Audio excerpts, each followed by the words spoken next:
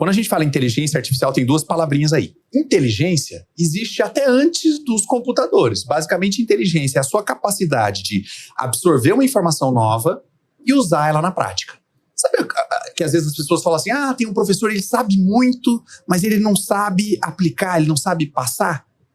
Nessa definição de inteligência, isso não é inteligência, porque ele está pegando só a capacidade de armazenar o conhecimento. No fim do dia, inteligência é quando você aplica. Como é que você mede, por exemplo, a inteligência do golfinho? Não dá para perguntar pro golfinho o que ele sabe. Mas a partir do momento que você faz atividades e rotinas para ele, e ele consegue cumprir aqueles objetivos, você assimila que ele tem a inteligência. Então, a capacidade de assimilar conhecimento e aplicar. Isso é inteligência. Isso é uma propriedade dos animais, isso é uma propriedade do ser humano. Inteligência artificial. O que é artificial? É algo que está tentando simular. Então, é a simulação da inteligência. Isso é uma definição que, desde que existe computador, existe a ideia e a lógica de inteligência artificial, onde você vai tentar fazer o computador se comportar de maneira parecida com como o ser humano se comporta.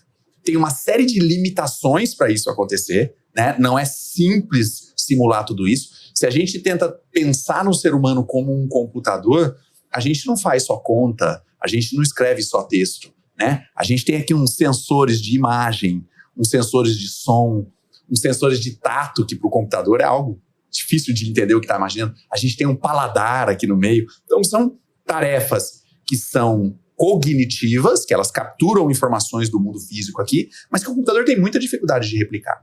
Agora, para algumas tarefas, o computador vem ficando mais poderoso. Ele está se especializando em algumas habilidades. E agora, em 2022... novembro de 2022, para a gente usar uma data marco aí, teve o lançamento do ChatGPT. E aí, pela primeira vez, a gente teve uma ferramenta de adoção massiva. Para vocês terem uma ideia, o ChatGPT demorou 5 dias para atingir 1 milhão de usuários.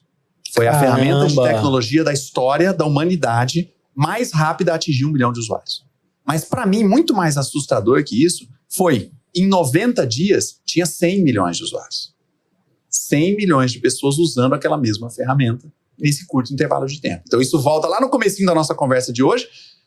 A velocidade é muito grande das novidades. Imagina, você tirou férias de 30 dias, você chegou, você já está atrasado por uma coisa desse tamanho. Então, foi muito rápido a adoção. E o que o ChatGPT fez de inteligência artificial que a gente não fazia antes? Porque, por exemplo, na minha área de marketing, eu trabalho com inteligência artificial há uns 10 anos. Para você escolher, por exemplo, vou colocar meu dinheiro no Facebook, no Instagram, ou no TikTok, ou no Twitter. A arte que funcionou foi a arte que tinha um homem, tinha uma mulher, estava sorrindo, estava triste. Inteligência artificial te ajuda a escolher o que funcionou ou não, alocar o dinheiro para aquilo há muitos anos. Então isso já é algo adotado. Você vai lá em meteorologia. Ninguém está prevendo o tempo, né? Dedinho para cima para saber. Você tem um monte de dados. Um sistema de machine learning, que é um braço de inteligência artificial, aprende aqueles dados e cospe uma projeção. Olha, provavelmente tem 60% de chance de chuva amanhã. Né? A temperatura vai estar mínima tal e máxima tal. Então, inteligência artificial é isso. O que é novo do ChatGPT? É o que a gente chama de inteligência artificial generativa.